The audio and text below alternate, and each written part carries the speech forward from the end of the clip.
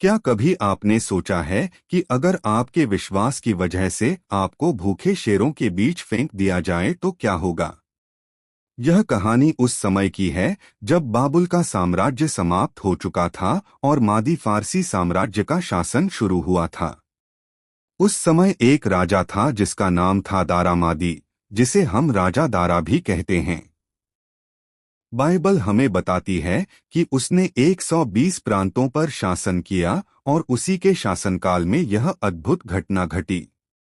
राजा दारा को उसके मंत्री बहलाकर एक ऐसा आदेश पास करवाते हैं कि कोई भी 30 दिनों तक उसके अलावा किसी और परमेश्वर से प्रार्थना न करे, और यदि कोई नियम तोड़े तो उसे भूखे शेरों की गुफा में डाल दिया जाए।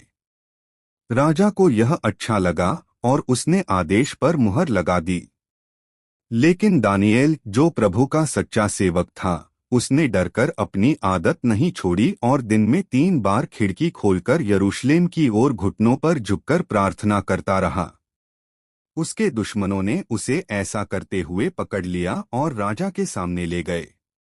राजा बहुत दुखी हुआ क्योंकि वह दानिएल को पसंद करता था, लेकिन कानून बदल नहीं सकता था।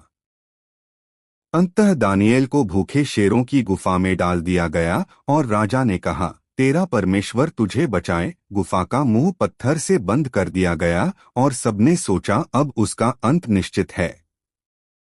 लेकिन रात भर प्रभु का दूत वहां मौजूद रहा और उसने शेरों के मुंह बंद कर दिए।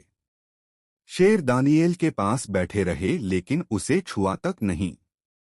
सुबह जब राजा गुफा पर दौड़कर पहुंचा और पुकारा, हे दानिएल, क्या तेरा परमेश्वर तुझे बचा सका? तब भीतर से आवाज आई, हे राजा, मेरा परमेश्वर ने अपने दूत को भेजा और शेरों के मुंह बंद कर दिए, इसलिए मैं सुरक्षित हूँ। राजा अत्यंत प्रसन्न हुआ और उसने आदेश दिया कि अब से उसके पूरे राज्य में लोग दानिएल के परमेश्वर की आराधना करेंगे।